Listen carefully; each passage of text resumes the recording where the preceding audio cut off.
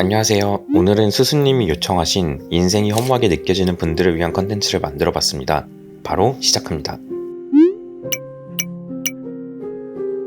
여러분, 신이라는 존재가 우리에게 직업도 신분도 삶의 목적도 다 정해졌다고 가정해 볼게요. 아마 우린 큰 불만 없이 신의 섭리에 따라 잘 살고 있을 것입니다. 그런데 어느 날 갑자기 신이 허무하게 죽어버렸습니다. 그럼 사람들은 무슨 반응을 할까요?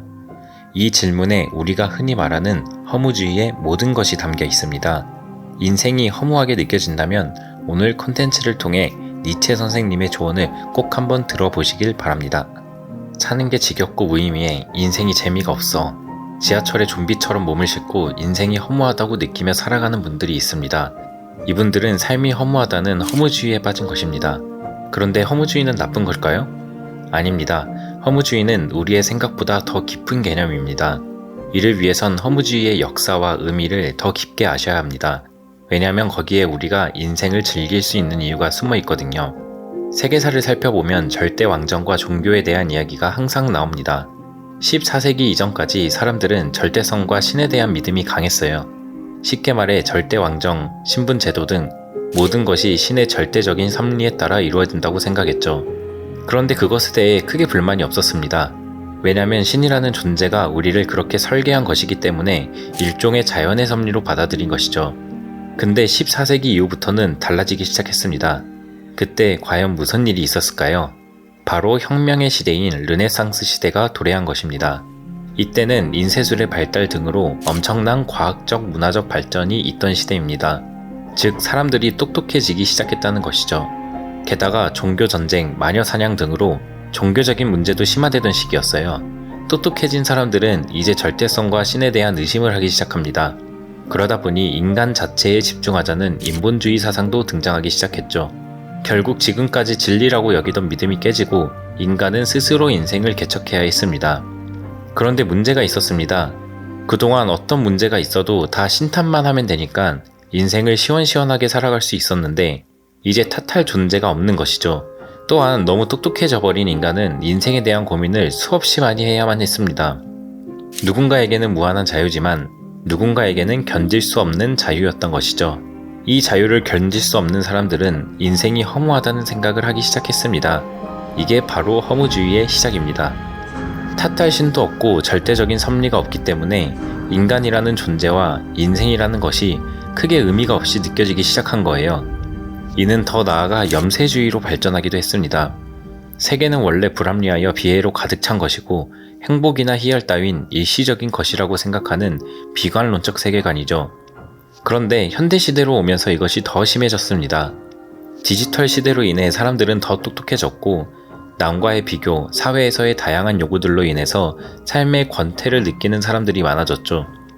매일 좀비처럼 지하철에 몸을 싣고 로봇처럼 일하는 것이 죽은 것과 뭐가 다르지?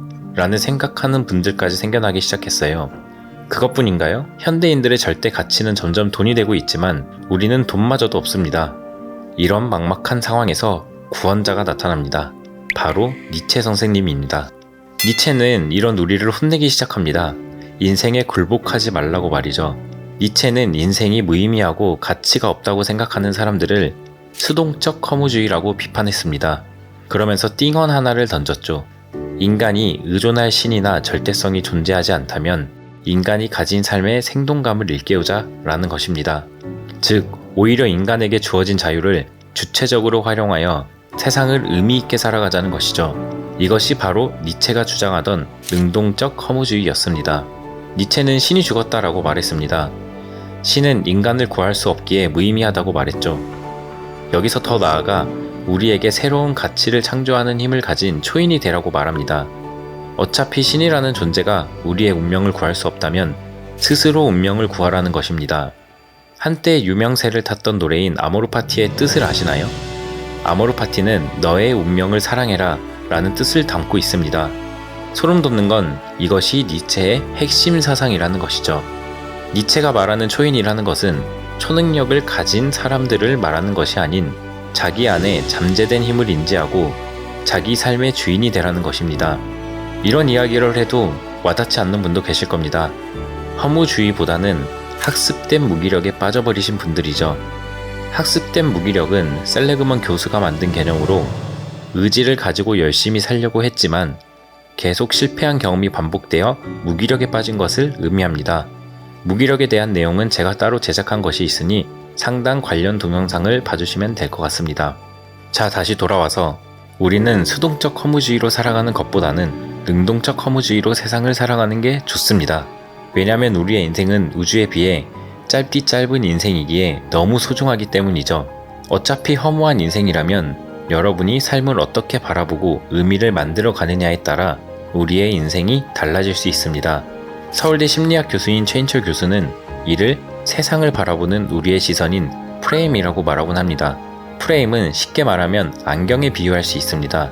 우리가 세상을 볼 때 어떤 색상을 가진 안경을 끼느냐에 따라 세상을 다르게 볼 수 있다는 것이죠. 최인철 교수는 인생을 바꾸고 싶다면 프레임을 다시 설정하라고 말합니다.